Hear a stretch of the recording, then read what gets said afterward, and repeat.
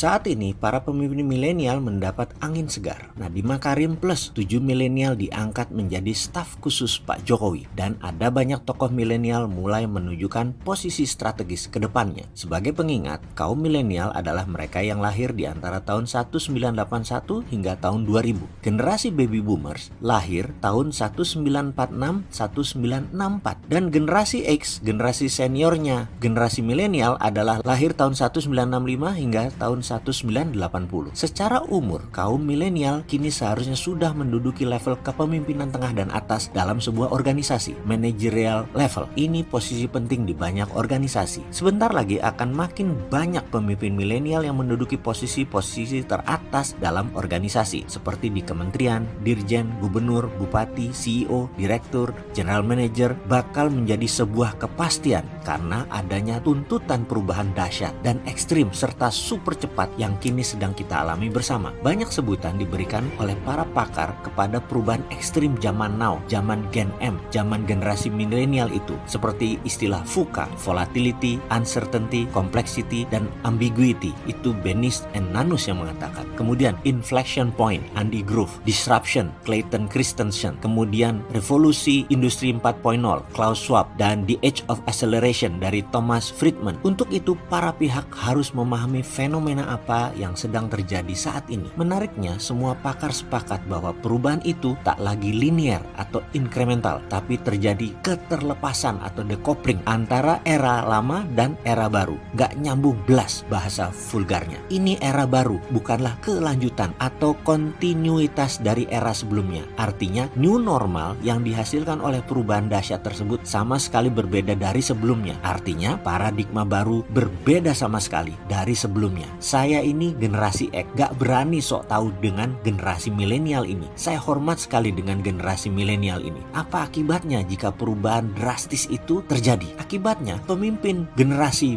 baby boomers dan generasi X yang begitu mumpuni bergumul dengan tantangan-tantangan era lama menjadi tidak relevan lagi di era baru yang kini kita sedang hadapi. Kearifan atau wisdom, gaya kepemimpinan atau leadership style, kompetensi, nilai-nilai, perilaku atau behavior, habit yang begitu ampuh menjadi solusi di era lama kini mandul alias tidak mempan lagi menyelesaikan persoalan-persoalan kekinian di era baru. Ada beberapa alasan kenapa para pemimpin baby boomers dan generasi X harus mulai legowo untuk menyerahkan tampuk kekuasaannya kepada para pemimpin milenial agar organisasi lebih cakap dan bisa keluar dari kemelut perubahan ekstrim di era baru. Karena generasi X dan generasi baby boomer yang saat ini memimpin negara dan kaum politikus, otak Anda sekali lagi tidak relevan dengan kemajuan dunia yang saat ini dihadapi oleh kaum milenial. Jadi bukan saja perusahaan yang bermasalah, kepemerintahan pun saat ini bermasalah. Siap-siap serahkan tampuk kekuasaan ke generasi milenial.